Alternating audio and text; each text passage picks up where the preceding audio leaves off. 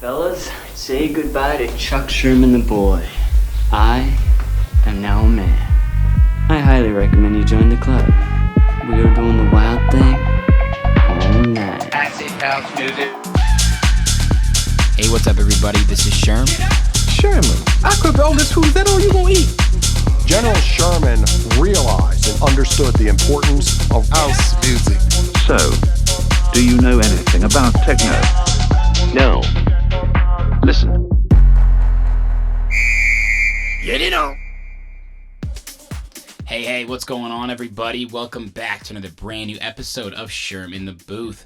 I'm, of course, your host, Sherm. Today is Wednesday, March 18th, 2020. This is episode 103. Now, guys, I know there's a lot going on in the world with the coronavirus, but I think it's time we take an hour off from thinking about it to learn from one of the biggest and most influential tastemakers in the Chicago scene. He goes by the name of Dom Brown. Dom Brown, ladies and gentlemen. Now, if you are anything involved with the Chicago music industry, there's no doubt you've heard his name before, but I'm telling you, Dom does it all. Now, Dom is truly a multifaceted talent here in this scene. This guy actually booked me for my first festival in North Coast in 2018. He does so many awesome things for the local community here as well, whether it be putting on events, throwing parties, you name it, he's done it. This guy is also incredibly talented on the musical end. Not only is he a great DJ and producer, but he also is the lead singer of Porn and Chicken. So it's awesome to finally have all three of the guys on the show. Shout out to Fi, shout out to Orville. But guys, this was an especially fun interview because we went actually over to a new venue in Chicago called Radius. If you haven't heard of Radius, it is awesome. It is down in Pilsen. It's a huge, massive warehouse type space, and they're bringing in incredible acts. A few weeks ago, I actually went to see Carl Cox, and it was unreal. Now, to go there and see all the lights on and do this in one of the green rooms and really see the place for what it is, it was amazing. Dom's been heavily involved with Radius, so it was so awesome to hear from his perspective the journey that they've been on. Now, I don't want to spoil too much, guys, because Dom has over a decade of experience in the music industry, and he has so many good stories. This was an absolute blast, and I'm truly humbled to have him on the show. So without further ado, guys, let's get into it right now. This is episode 103 with Dom Brown. All right, Dom Brown. What up? My man, I'm so excited for this. Finally, I've got the reschedule. Reschedule. That's how it goes, though, right? We got busy lives. You know what's really funny? Yeah. I was actually supposed to be in Berlin. Today? Yeah, so I was going to have to reschedule again. But the festival that I got booked for ended up getting canceled. Was that Porn and Chicken? No, it was just me. That's amazing, though. Yeah. In Berlin. Yeah. Well, you played internationally with Porn and Chicken, right? Yeah, we toured the whole entire world pretty much. Yeah, the whole world is getting affected by the fucking coronavirus right now, man. Yeah, not really. I think it's just an oversight, misinformation. I agree. Media frenzy. Well, we're here now, so let's take advantage of it. Yeah, we did it. We did it, man. And finally, I had the last but original member of Porn and Chicken on. So I had Fi, I had Orville. Oh, did you? Yeah. So it's Great. a pleasure, man. I finally got the trifecta. Yeah, the full team. You're the one who originally started it, though. That is correct. And then they were brought on. Yeah, they were. I mean, dude, Porn and Chicken is a symbol in Chicago. It has been. I moved to Chicago it's about 6 years ago, coming up in this summer, and even before then, when I was coming to Chicago, everybody knew who Porn and Chicken was, man. Yeah, man. It's we were really fortunate. We struck at the right time, and we were able to create a brand and create something that I feel like has expanded not just in Chicago. You see other parties that kind of mimic what we had done, which proud to be a part of that, I guess. Yeah, absolutely. I mean, you yourself, I just want to acknowledge, you're an innovator in the scene. I've seen you do a lot of different things, whether it be different type of music you're producing, a set you're playing, an event you're putting on, what you're doing on behind the scenes. Now that I've done this is 103 episodes. I think you've come up in at least half, man, for all of those different reasons, right? Like when I interviewed RV and Alex, it came up with some event you partnered with them on. When I asked them about a unique event, when I of course talked to Fi about what you guys used to do on Mondays with fucking Porn and Chicken. Yeah. So kudos to you, man. I mean, thanks, dude. You make so many positive influences in Chicago, and we need more people like you. So respect to you, man. Thank you, man. Are you from Chicago? I'm actually from San Diego. Really? Yeah. I didn't know that. I was pretty much raised in San Diego, and then I moved back to Illinois when I was around I don't know, like 13, 14, something Yeah. like that, 14, 15. Mm-hmm. I don't know. So I've been here for the last 17 plus years. Chicago's your home, though. Yeah. All of my family's from here. My mom, dad, so on and so forth. So. You go back to the West Coast a lot, though? Nah, I don't get over there very often. Yeah. But the plan is, one day to retire there. Yeah? Yeah. You're already thinking about retirement? Not anytime soon. Yeah. But, open a little bar on the beach or something. Dude, absolutely. What's it gonna be called? I don't know yet. It'll come to you. Yeah. When the we'll day see. comes. Well, you certainly fucking act like you're born and raised here, so. Yeah, man. I'm Chicago, man. You bleed Chicago, yeah. I'm pretty as Chicago as they come. Absolutely. I love the city. There's so much opportunity here, so. Mm-hmm. Absolutely. When did music come into your life then? Was it already on the West Coast or when you came to Chi? I played saxophone in California. Dabbled in it a little bit here. Mm-hmm. I've always really been passionate about music. Maybe not just making it in terms of electronic dance music. Yeah. But always loved music ever since I was a kid. My mom always playing some of the golden oldies and a lot of my favorites. Growing up, Motown records and shit like that. Mm-hmm. So music has always been there, and I believe that the one universal language is music. And in a space, music is actually the only thing that can cause massive group amount of people, which is why I like drawn to festivals. It's the only thing that can cause a massive group of people to feel the same emotion at the same time. So true. It transcends space and time, and that's what I find so fascinating about it. Absolutely. There's an emotional connection that everybody shares. It's crazy. Correct. Whether you go to like Spring Awakening Chicago or something like Tomorrowland, right? There's an Absolutely. association that everybody can get behind. Yeah, it is an association. It's a group feeling where there's it's communication without words. You know Yes. what I mean? Yes. When music is happening, you can look at somebody and tell that they're feeling the same thing. Mhm. It was really interesting because the other day we made a post in EDM Chicago to give away some tickets for Dylan Francis. Yeah, I saw that. And we asked just what's one of your favorite Chicago music memories. Mm-hmm. And so many of those memories, not only was I there for, but what we found was a lot of the people were commenting the same things. Yeah. Spring Awakening 2012 or 13, when Yeah. it was raining and Skrillex was playing, and the spaceship lifts up. Yes. In that moment, we were all feeling the same, and that became a monumental moment in music for so many people that were there at that party, in that bowl, that experienced that moment. Yeah. And that was all united through music, which is fucking pretty rad. It's so true, man. So that Spring Awakening, those first couple of years, like anytime I say, what was your first exposure? When did you realize you loved electronic music? I'd say 8 times out of 10 at least, if you're from a Chicago artist, myself included. That was my first festival experience, was Nice. Spring Awakening. Nice. And I'm from a little town outside Indianapolis called Zionsville, man. Like, Spring Awakening at Soldier Field on the main stage is about North Pole, South Pole compared to like me going to a high school dance. So it's just like such a special experience. And you're right, like I think that's what kind of makes music but Chicago special as well, like EDM Chicago. It's neither here nor there, but the one common theme is that everybody has shared a certain experience at a Chicago festival or a club and stuff. Yeah, or they share the passion for talking shit. Dude, what is the deal? You're funny in that group, though. You are fucking hilarious. Yeah, I troll. I could really give a fuck what Yeah, of course. a bunch of kids have to say. Well, you do get good feedback in there sometimes, it seems like, right? I mean, I think I'd be one of the only people that can actually get an honest answer from anybody out there. Yeah. Just because at this point, people that are actually, that group's made up of 2 types of people. Mm-hmm. The kids that sit behind a computer, don't do shit. Yep.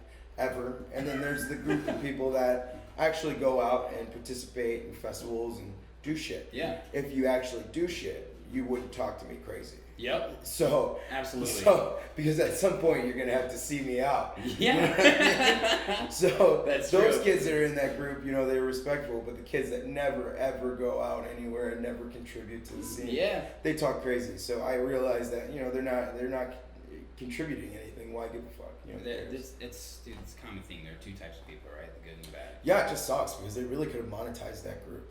Isn't there 70,000 people in there or something? It's like 70 some odd.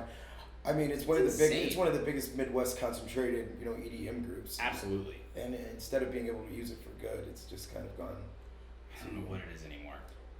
It's its own thing, It's EDM Chicago.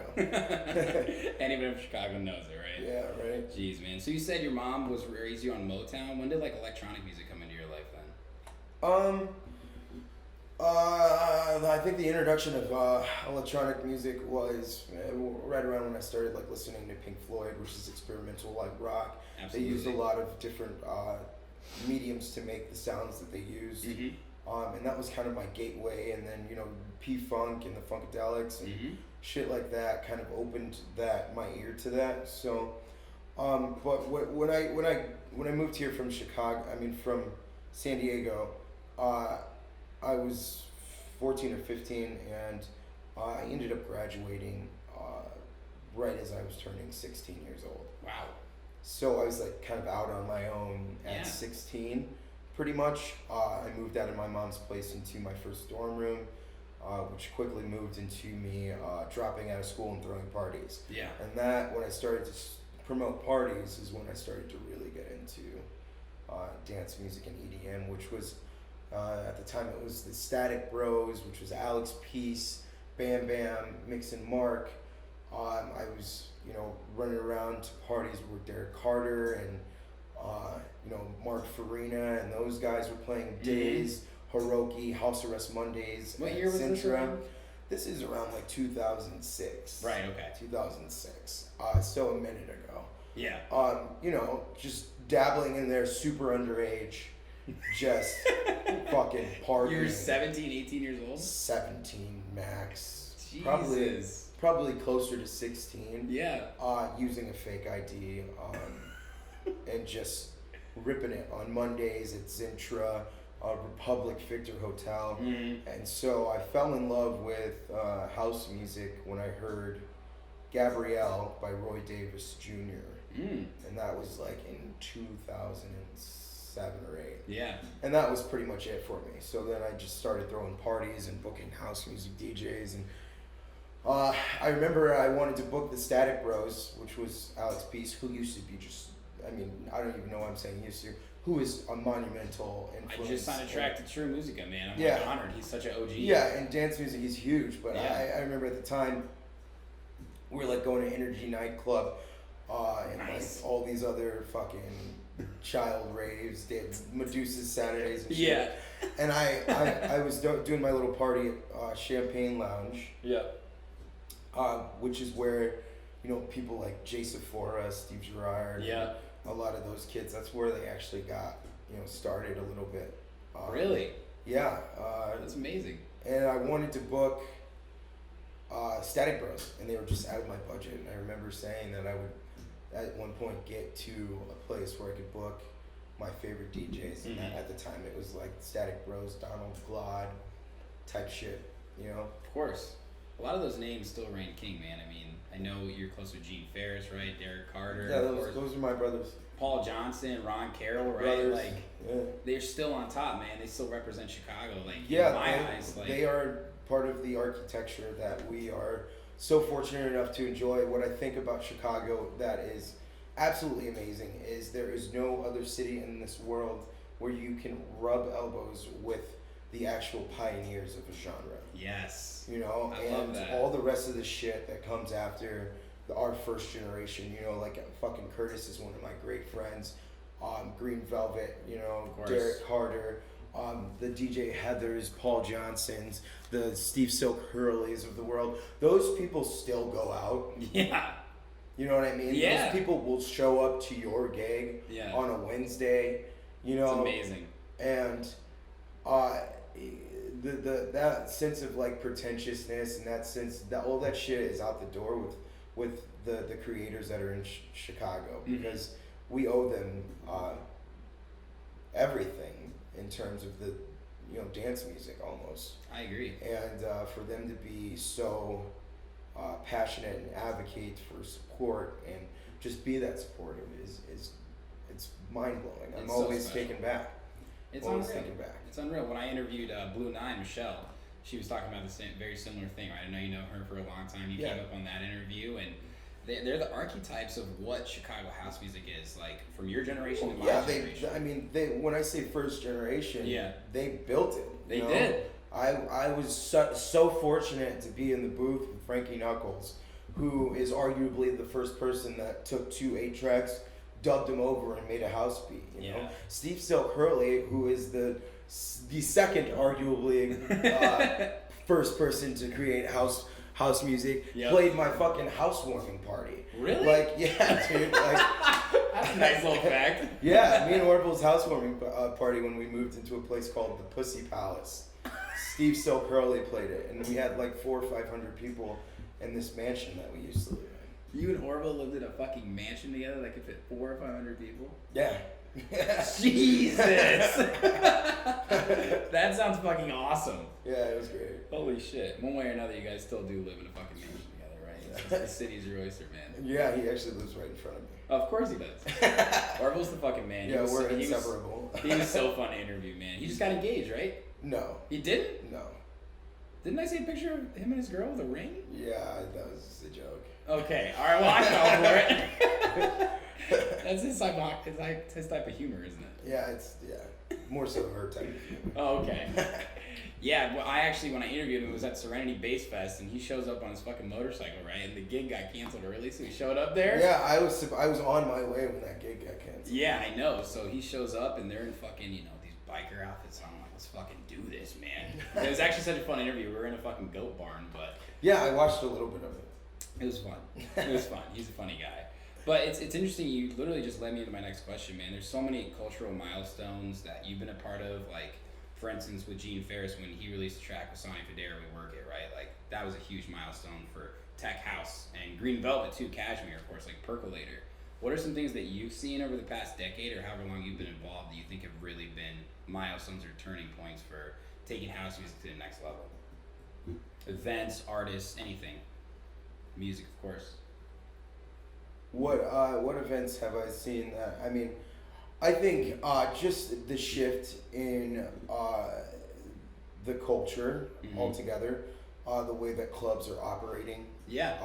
The way that they are kind of cornering the market and honoring what has been created here, whereas we were bringing out a lot of touring artists from all over the place, and people like Gene weren't getting headlining slots here. Paul wasn't getting headlining slots here. You know, they weren't pushing Green Velvet like, they are these days. Right. And just starting with the education of that and starting to re-implement that in places like Spy Bar and Soundbar has really just brought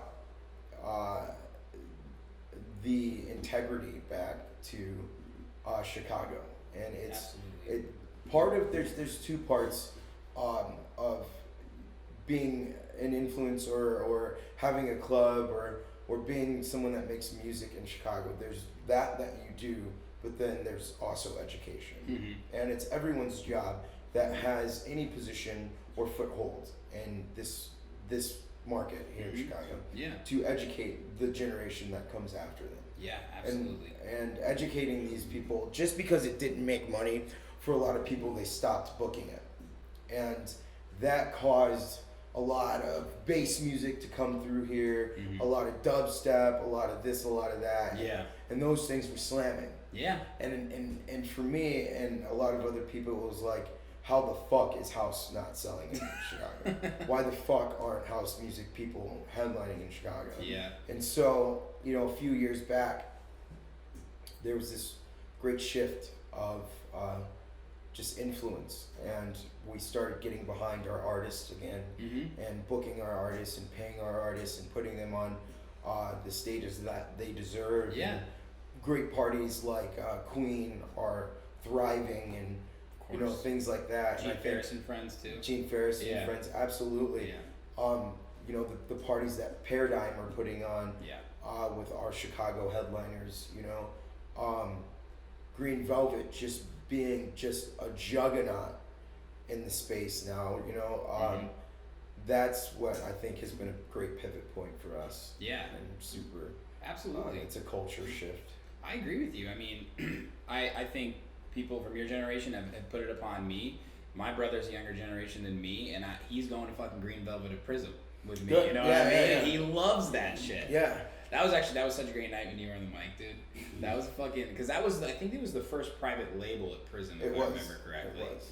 And I definitely don't want to check that out, but it was like, when I saw you up there with him, and his fucking smile, man, is like... Oh my god, he's one of the funnest people. Like, this guy... We hung out, when was this? It was just like a couple months ago. Yeah. I think it was like around January or some shit. No, December. We hung out at his Chicago show, then 2 days later he did Detroit, Yeah. La La Land, and we just did that back to back, and I drove down there with him to like party, and we partied for like those 2 days. Jesus. Just too much fun. I almost ended up flying to Mexico with him for the next day. It's just fucking ridiculous. He's a lot of fun. When did you first meet him? I met him years and years and years ago. Cashmere days? Not necessarily then, you know, but as I was coming up in the scene, he was seeing a lot of me. Yeah. I've always been someone that hung out with the people that were kind of positioned in the places that I wanted to go. Absolutely. You know, so I've always wanted to be around, you know, Days and Gene and you know, the people that were kind of moving the scene. So I was always around a bunch of older people in the industry, and as him and Derek Carter and Mark Farina and all those guys started to see me around more, they would always be like, "There goes little Dom." You know? And That's awesome. Long story short, you know, I partied really hard for a long time. Yeah. And he would always be like, "You better fucking slow the fuck down." So he looked out for you. Yeah. And then we just through Mamby, you know, because when we were putting Mamby together, I was working closely with Lucas King, and as we were putting that together, part of what I was passionate about was highlighting what comes here from Chicago, and that being a Bronzeville Southside Festival, where a lot of house music was made and produced. It was important to us to magnify and exaltify what was happening on the South Side, and Green Velvet still lives on the South Side. Yeah. And so we celebrated 25 years of Yes. Casual Records. I remember that, yeah. Forgot. At Mamby, and we filmed a documentary leading up to that, and that was something that I kind of thought of, that just had him taking us around, you know, some of the places that were huge for him, the radio station where he used to intern at, and some of the places he used to throw undergrounds at, and through that we just became super duper close. That's awesome, Just super man. close, because he's such an inspiration. So I call him Uncle. Yeah. What's he call you? Yeah, well, nephew. Nephew, yeah, of course. Yeah, Wow. but most of the time he calls me his manager. Well, That's how he gets me into places. Dude, shout out to fucking Green Velvet, man, because he's a force to be reckoned with. He's an incredible producer, awesome label. He's the best label boss there is. He's just like a guy that you want to be friends with, right? He's not just like, oh, he's Green Velvet. It's like, he's a good person. Yeah, I mean, you're constantly laughing around the guy. I've been on Holy Ship twice, and he was on both times. You know, he's like Claude. He's like walking around talking to people. I got a selfie with him, and he's wearing this big muscle outfit. And like, I took a picture with him, expecting him to like walk away. He keeps talking to me. Yeah, I'm he's like, great. I'm like, oh shit. Yeah, This guy he's wants to like get a drink, sure. So we took a shot, and I was like, God damn it! Like, this is unbelievable. Yeah, did he buy? Usually he'll He did. Yeah, and then he goes, I can afford to pay for it. The Percolator's still selling records. that's his favorite fucking line. Percolator is still selling records. It's hot. It's still selling records. It's That's unbelievable. That's his fucking favorite line right there. Oh my god, what a great joke. That delivers. That's amazing. Yeah, somebody like him and Lee Foss, who are just like, to me, Chicago staples, guys who really just have rose above all of that stuff that you're talking about, right? The rhythm, the dubstep, the trap. Yeah. Really like the ebbs and flows of those when house music has always gone like this, right? Yeah. So I totally vibe with you on that, man. Great answer, by the way. Thanks. You knew the right person to ask that question. I know how much you love house music. Yeah.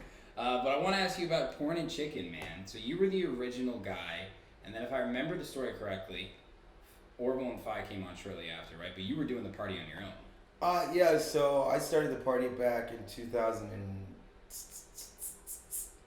Fuck, man. Yeah. Jeez. Like 2009, I think, at the time.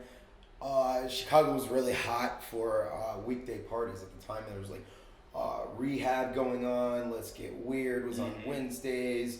There was Trap House. No, Trap House wasn't going on then. Something else like going on Thursdays. It was, Rhino was jumping all these different places, and right. I had just gotten a start in the city at a place called Risque Cafe. Yes. And the special there, because I was hired to do the marketing, was $6 all you can eat chicken, and we were playing Great deal. Class B smut films. Yeah. And I just moved to the city from the burbs, and so all the crew that I kind of hung with in the burbs were making their way to the city, and it was like, well, I got this thing on Mondays, why don't you guys just kind of pull up?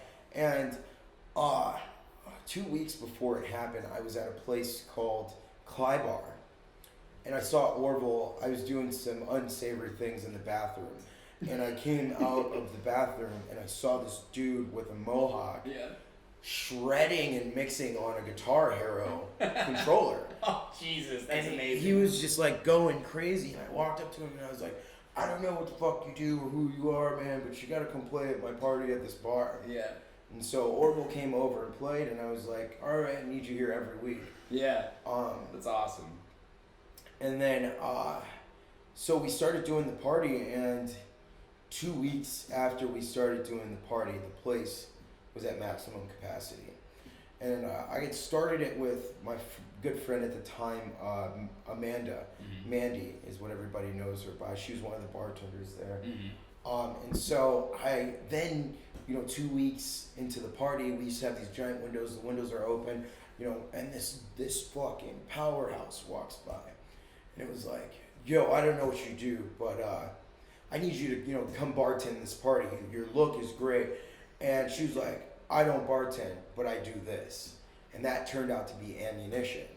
And so then we started having ammo grind sparks on the bar every Monday. Shit. Yeah, and then so 2 weeks after that, it was me, Orville, Mandy, Ammo, Dan Dwyer at the time. They used to go by Macabre Monster, something like that. So then we get shut down by the city for being over capacity. And so there was the guy that I worked for owned the bar that was next door. I need to make this story short. So we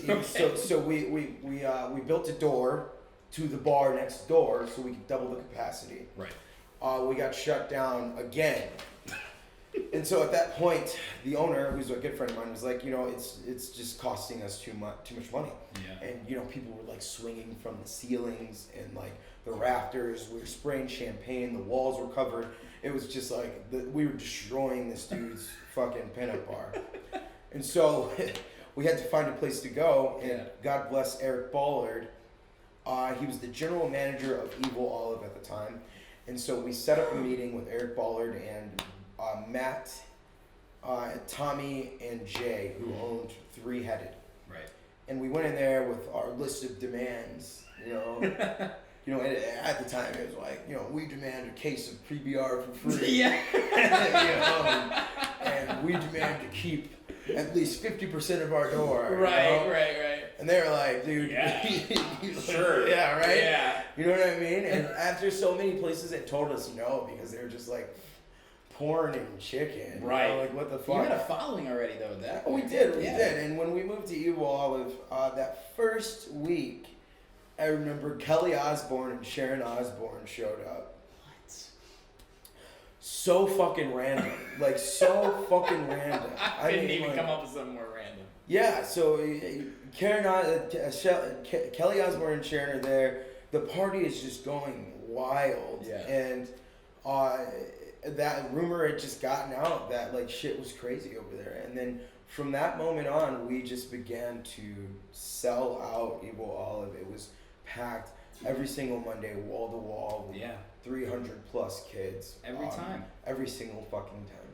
And you guys are bringing so many different types of talent too. I asked Orville a lot. Yeah. I mean, once we started to grow the party to, we sat back and we said, we really need to make this a business, and we really need to monetize this. Right. And so we began to take all of that money and we bought all of the rights to Porn and Chicken, and we had the actual lettering that our logo is called Porn and Chicken. We had it created, and Wow. so that we owned even that. And if people used that, we could, sue them for using our likeness. And Damn. we began to just kind of really focus on how can we make this a business. And we were literally one of the first touring parties.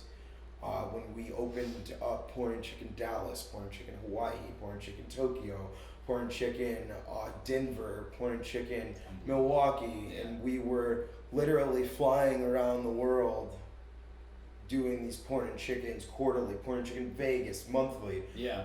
flying out to Hawaii, Tokyo, and New York at Webster Hall. And Yeah. so once we started to do that, then it was like, how do we take this to the next level? You Right. know? Because nobody really at the time wanted to put just a party onto a festival stage. Right.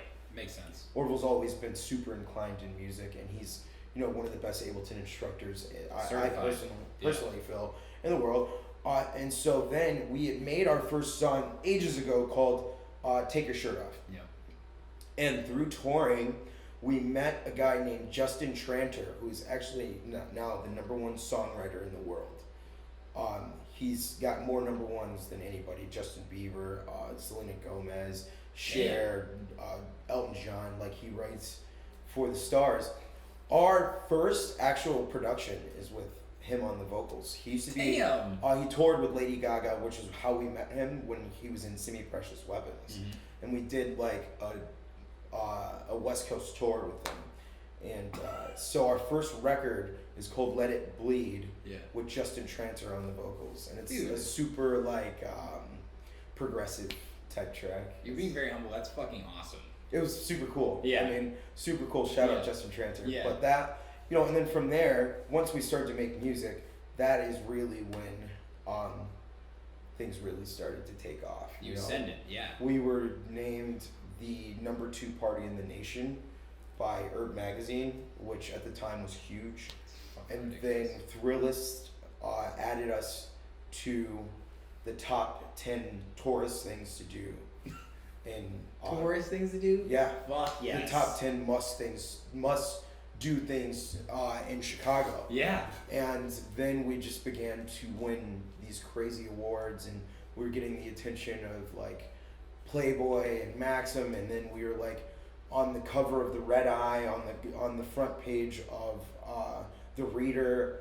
It was just like the super domino effect. Whereas a lot of people were telling us no, now they all had to tell us yes, and Yeah. it was 3 times the cost. So Yeah. and then we did this tour with Red Bull, and after that was really when things just skyrocketed. And then I remember Fide saying you guys basically got too big for Evil Olive. Then you took it to the mid, right? Yeah, so that was, after 8 years of running this party at Evil Olive. And when I tell you that we walked in Evil Olive and it was a dump, and over the years, through the money that they made, they were able to remodel the entire fucking place. Yeah. But every week it was getting to the point where, the back room was full, the front room was full, the upstairs was full, and the just the capability wasn't there anymore. And we wanted to take the brand to a place where it could exist synonymously with other things that were so great. And so the Mid was that place. The Mid was Huge step crushing. up. Yeah. And so it was like, let's go a step further. And really honestly at that point I was already kind of like, it's time to start letting this thing kind of coast. And we should focus on music. Yeah. More instead of the party. And the Mid was the perfect place to do that. Of course. I mean, moment of silence for the mid. Yeah, I miss it. Yeah. I know that place means a lot to you. I wanna know, like, why is a place like the Mid so significant in Chicago? Like, why is it gonna be remembered? It's significant because it gave a lot of the respect to the locals that it deserved.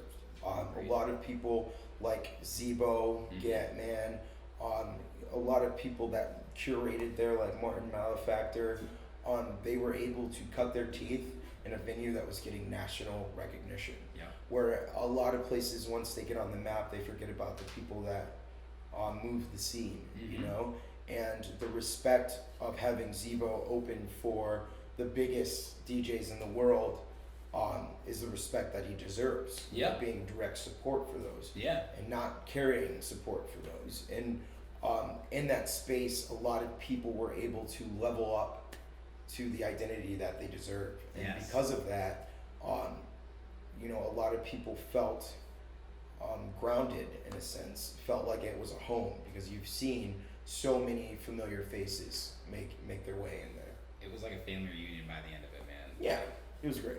I miss it, and that's when you walk around there. You know the bartenders, you know the DJs, right? You know the people, and you had your spot. I had my fucking spot. I have so many fucking memories. Yeah, definitely like a Cheers kind of thing. Yeah, the Chicago nightlife Cheers. Yeah, for sure. I know, man. And now fast forward, we're sitting in one of the green rooms at Radius, right? Like, yeah, this is like a mid on dude, steroids. Risque Cafe to fucking Radius, man. I mean, a lot happens in 10 years, man. yeah, I mean, dude, congratulations again. I mean, you've got skin in the game here, like you said before we got on air. Yeah, How's it feel to be here now? It's pretty awesome to kind of navigate the scene, which is great. Another big thing that's beautiful about Chicago is you're able to utilize the landscape to progress, and to where you can progress is limitless. Truly. There's a lot that I can't say, obviously, just for the sake of keeping it secret. Yeah. But I've been fortunate enough to become a partner in some really cool things that are going to reshape Chicago and nightlife, and how people consume the experience. And I'm just super excited about those things. I'm just excited for Chicago. Everything you're saying to me, it kind of sounds like the definition of luck. When opportunity meets preparation, man. You've proven. I don't believe in luck. Right. I believe in opportunity. Meets preparation. Exactly. That's why it's confusing to me. It's like people say, "Oh, you're lucky." It's like, no, I've just worked hard. Correct. And you've taken steps. Like, you're on board, man, because you have a vision, you have a touch on the scene, you have an idea of what to do and how to do it. Yeah, I mean, I'm just always trying to learn. Yeah. And I'm just a big fan of being a doer rather than a sayer. And so if I want something, I'm just gonna go out and get it. And what I want, it just so happens, is to see everybody else succeed. Yeah. And so I hustle to put myself in positions to give people yeses where I always heard no. Absolutely. I think you exemplify the difference between drive and ambition, right? Everybody has ambitions, but there's Right. difference in actually fucking doing it. Yeah. Working. Absolutely. It's awesome, man. I mean, I went to Carl Cox. Shit was fucking wild. It's the first time in 7 years he's been here, man. It was great. That was a monumental moment. When people look back years from now, they're going to say, do you remember sold out Carl Cox at Radius? He's going to remember that too, man. Yeah. I think he famously has said many things, of course, but he's going to DJ literally until he dies. Yeah. I think he's going to come back here. I think he would. I think he had a great time. He was actually not feeling that great. Really? Yeah, but he got up there, and the energy in the room really, kept him going, and it was a beautiful, beautiful show. It's going to be a part of history in Chicago. Yeah, absolutely. I mean, you bring in a lot of different acts too, right? Like, you got Lil Wayne coming, bringing in El Ro. I bought my tickets right fucking away for that, man. Yeah, we just sold out Doja Cat too. Yeah, awesome. I just saw that, right? Like on a Wednesday night or something? Yeah. It's awesome. Yeah, shit's great. You showed us Sir Mac Hall, where Camel Fat's going to be playing, the Warehouse Initiative. Yeah, and it is very much a warehouse. Yeah, it is. It is. It's going to fucking bang in there. Yeah, it's going to be great. It's awesome, man. I mean, dude, that's so exciting for Chicago. It's like a fucking injection of, like, fun. It's what we needed. Yeah, I love it. I love it. So, shout out to everybody on the Radius team, you and everybody involved, man. Yeah, like, dope. I've only heard amazing things, by the way. Just from, like, a third-party perspective, by the way. We're calling it, like, Voltron, the team that we have here as assembled, and it's just a powerhouse team. Dude, yeah. You guys are like the Avengers. It's fucking... like, you were in your own Marvel movie. Mike Lang was in his own Marvel movie. You guys are all coming together, and it's like... Yes. Yeah, it's pretty fun shit. Yeah, you're taking down fucking EDM Chicago, right? No, please. I love it, man. But you're doing something really unique, too, that I like. It's your new Wake and Bake series. Yeah. Tell us about that. When you started it, why you wanted to do it. Everybody knows that I love to get high. There's seldom hours in a day where I'm not stoned. Yeah. And I'm really just passionate about cannabis education and the cannabis space. Yeah. I threw the first legal smoking party on January 1st to celebrate Windy City Smoke Out? the Windy City Smoke Heard it was Up. great. Smoke Windy Up. City Smoke Up. Like that. Yeah, it was fucking great. Sold it out, 600 people. But that whole entire time, I was thinking to myself, somebody's gonna need to start being the first to do a lot of firsts in this market. Yeah. And so, I've always been heavy on the content curation side. Always conceptualize most of our porn and chicken music videos. Mm-hmm. We hosted our Porn and Chicken TV, RIP, because that got taken down by YouTube. Over 100,000 subscribers. Fuck. But always creating content, and so obviously because I know cannabis companies have a lot of fucking money. Yeah. I was like, I'm just gonna be the first to create a lot of these things, and then I'm just gonna go and sell it to these cannabis companies. Yeah. So the ultimate goal is to get paid for smoking weed. Fucking props to that, man. That's the goal. Yeah. For those that don't know, can you explain exactly what the legalization situation is for Illinois right now? Yeah, so it's recreational for anyone that's 21 plus. Mm-hmm. You can consume in your private property or in a private space. Mm-hmm. There will be consumption spaces soon. But recreational, and all of our dispensaries are opening up for recreational purposes, not just for card holders. Mm-hmm. And the space is getting really crazy now because we have all of these cannabis companies that want to do so much. Yeah. And they just don't know who to talk to. So if you're out there and you want to play in the cannabis space, get on it right now. They got money to blow. It's true, man. And there's a lot of layers. Like, people who smoke weed know about this type of stuff, right? Like hemp, like all you can make from that. Of course, CBD. CBD is like, my mom, when I was growing up, don't ever smoke weed, don't ever this. She's gonna love this, but she loves CBD, right? Like, I go home and she's like, "You want some CBD?" I'm like, "Are you offering me CBD right now?" Yeah. She's like, "Yeah, open your mouth." Like, drips it. I'm like, "What the fuck?" Yeah, times are changing, dude. It's crazy. Times are changing. It's an exciting time. Definitely. Yeah, it's really funny though, man. Like, I thoroughly enjoyed it. Yeah. Like, I was laughing my ass off. It's pretty great. I expected it to be received well. It's like I was telling you earlier, it's hard to keep people's attention. For sure. It's a 3-minute video, but like, it got to the point where like my mom, aunts, and uncles were like, "Oh my god, this is so fucking good!" Like, cause there's two types of cannabis content. Yeah. There's the content where you just come off like a dumb stoner. Yes, which is most. Which is like which is like most of it, and then there's this like 26 stabs in a minute. It's like I'm actually like a cannabis sommelier. Like, yes. You know what I mean? And yes, it was like I want to come off as like knowing like an aficionado. You know what I mean? Yes, So absolutely. I think that the content has a lot of like legs to go so far. Absolutely. Because people are just so dumbfounded by this space, and then they're like, "Oh my god, this is actually funny too." Yeah, absolutely. Some people have wine cellars, some people have weed cellars. Yeah. Good for you, man. Are you gonna have guests on the show and everything? Yeah, I mean, I can't really tell you whom, but I know that one of our guests is, Elon Musk. I would love that. I was actually at a meeting today in a really great space for the Year in Chicago Music, which is a non-for-profit that is focusing on the resurgence and refocusing the attention on Chicago music people. And the fucking commissioner was there. It's awesome. And he walked up to me and was like, "Yeah, so when am I going to be a guest on your show?" Are you shitting me? Yeah, which was fucking just like, oh my god. That must have hit hard. Yeah, it was pretty funny. I was cracking up, dude. Jesus Christ, man. That's unbelievable. Yeah, pretty cool stuff. Well, keep doing your thing with that. It's really funny. It's really entertaining. Yeah, we're going to keep it going. Yeah, I mean, sitting behind a camera, especially by yourself, can be a difficult thing because you have to put yourself in the eyes of the viewers, right? Yeah, it's also hard to do when you're stoned. Yeah, you kept your composure, man. It was so funny. And we'll move to the next topic after this, but I can talk about it all day. It's like, things I like to do when I'm high. 1, get more high. First things first. He knows what he wants, man. This is a man of pure will. He gets it. Thinking clearly, this guy fucking does it. Yeah. Love it, man. Now, so you've done a lot of different things with like festival promotion and events and stuff, and a common topic that I think you and I can agree on is that electronic music, or music in general, is a lifestyle, right? And I think it's happened a lot over the past 10 years as festivals have grown. And now that we're into 2020 and this new decade, it's really a part of life, right? What do you think is in store for this next decade in regards to where it's going with music, with live music, all those types of things?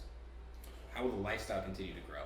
I don't know. That's a pretty interesting question. It's hard to say. For sure. I mean, it's getting more immersive. You Yeah. know, the way that dance music culture is working. It's it's starting to kind of branch out to different aspects of life. You know what I mean? Yeah. And as that happens, I think we're going to be hopefully in store for a healthier lifestyle in dance music, and it being more widely accepted and more, people always say, mainstream is sellout, but mainstream is the point. Yes.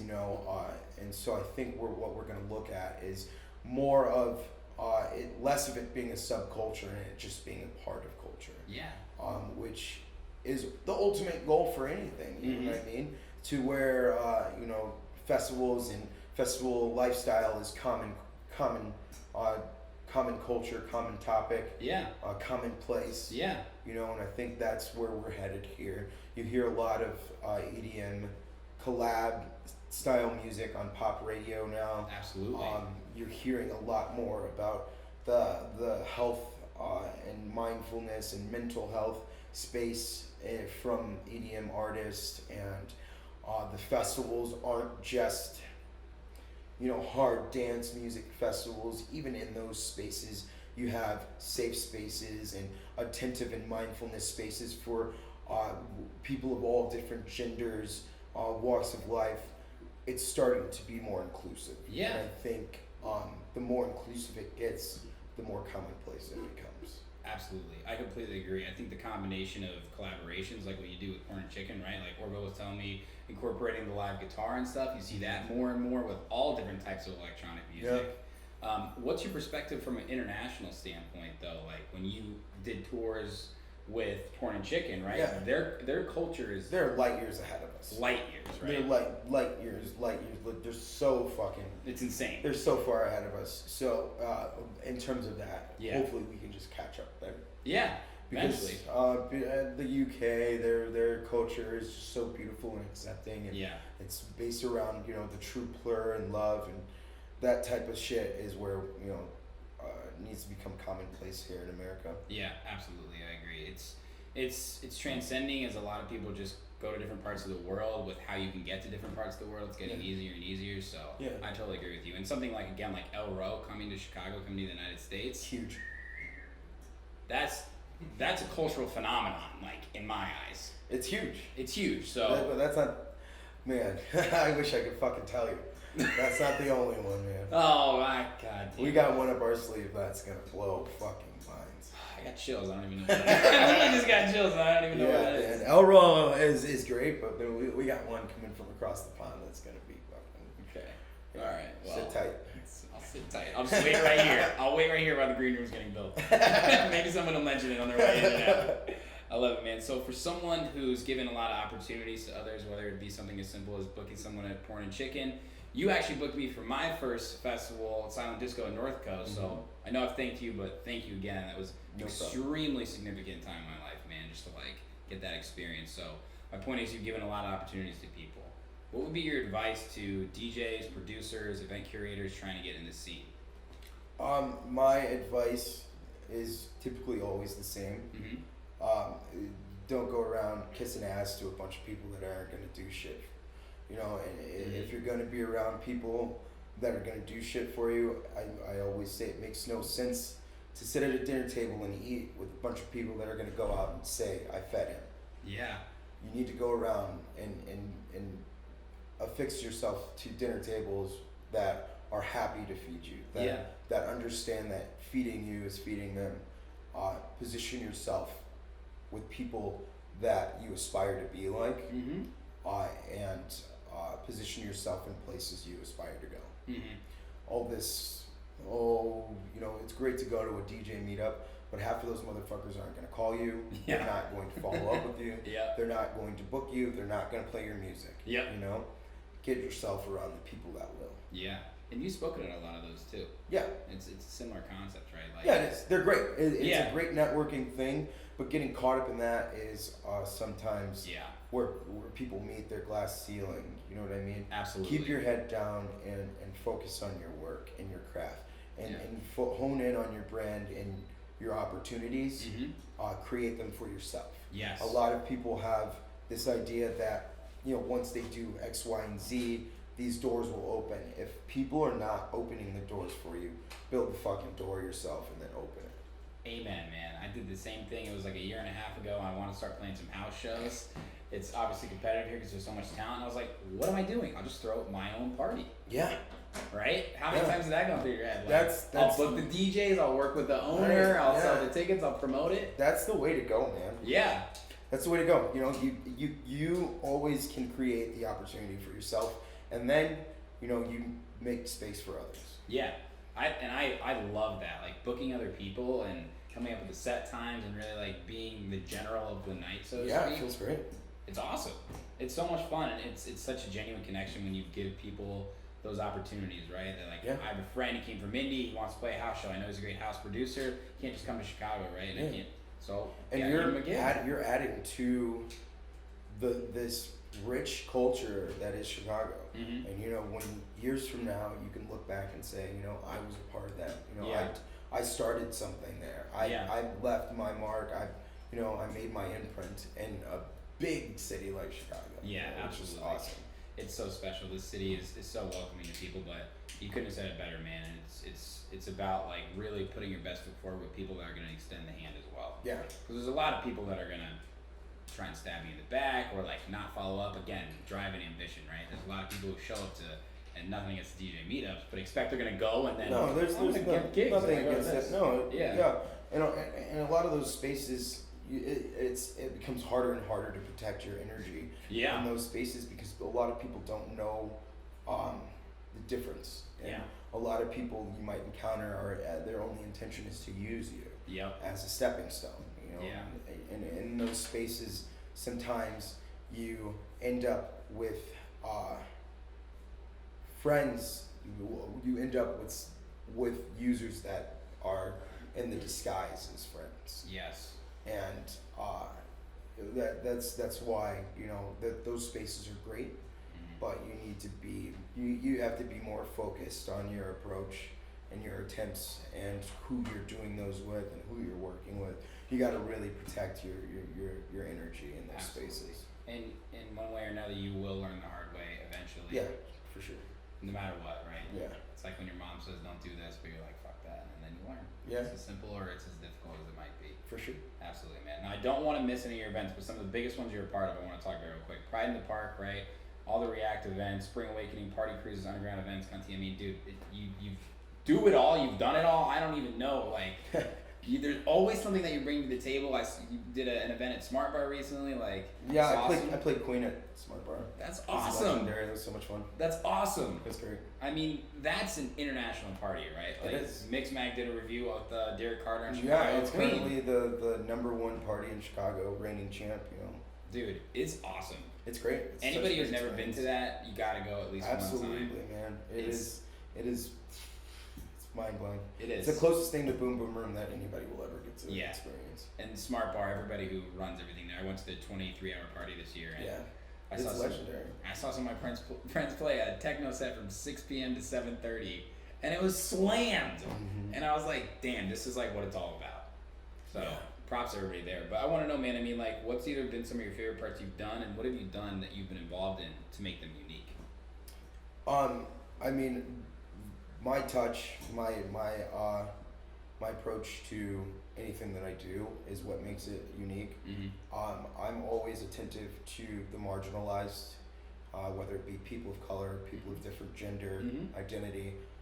Those things are important to me, and highlighting and giving those people safe spaces to shine is something that is important to me. Working closely with communities and giving back, philanthropy is something that's also important to me. Yeah. Over the course of the 3 years that we did Mambi, we were able to raise hundreds of thousands of dollars for the communities.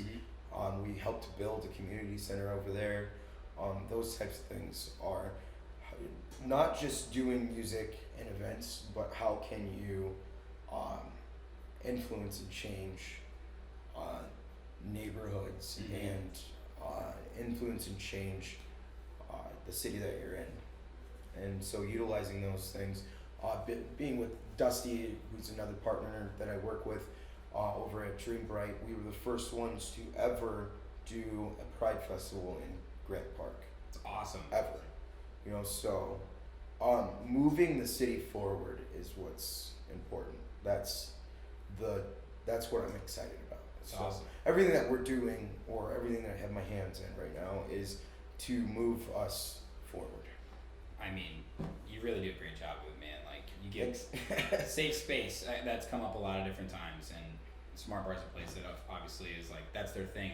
The bottom of their emails, it's like basically that. It's doesn't matter where you're from, who you are, your gender, your sexuality, whatever it might be, you're welcome. Yeah. But I feel like you're the type of guy who wears your heart on your sleeve in that regard, man. I mean, yeah, it's it wasn't the easiest growing up black and queer, so I know that struggle, and I just wish to make it easier on others. Yeah, absolutely. Yeah. Well, you do service everybody who needs a support, man. Sweet. That's awesome. That's awesome. Well, what's coming up this year? We got Spring Awakening, right? Yeah, we're getting ready to announce Spring Awakening, which is really exciting. We're getting ready to announce the Pride in the Park lineup as well. Awesome. I've got a new venue that I'm opening that I'm a partner in that is really going to blow people's fucking minds. Everything that we have going on here at Radius, we've got some great bookings at Prism. We're going to be getting back in the studio and working on some new music for Porn and Chicken. Awesome. So, yeah, just a ton of shit, man. Yeah, you're fucking singing, man. You're crushing it. I love it. It's awesome. It's a good time. I was in Steve Gerrard's studio when I interviewed him, and he was showing us some of your guys' tracks, man. I mean, that guy's like a producer like none other, but he showed us some of the ones he was doing with you and the whole album and everything, too. Yeah, it's fun stuff. Yeah, good things in the works, man. Well, again, I want to just thank you for taking the time. Behalf of Chicago, thank you for everything you fucking do, man, because anything you're involved in, like, I'm coming to, because it's a fucking party. Dope, dude. It's awesome, I really man. appreciate this. I'm glad we finally got absolutely, man. It's a great time. Thanks, Dom.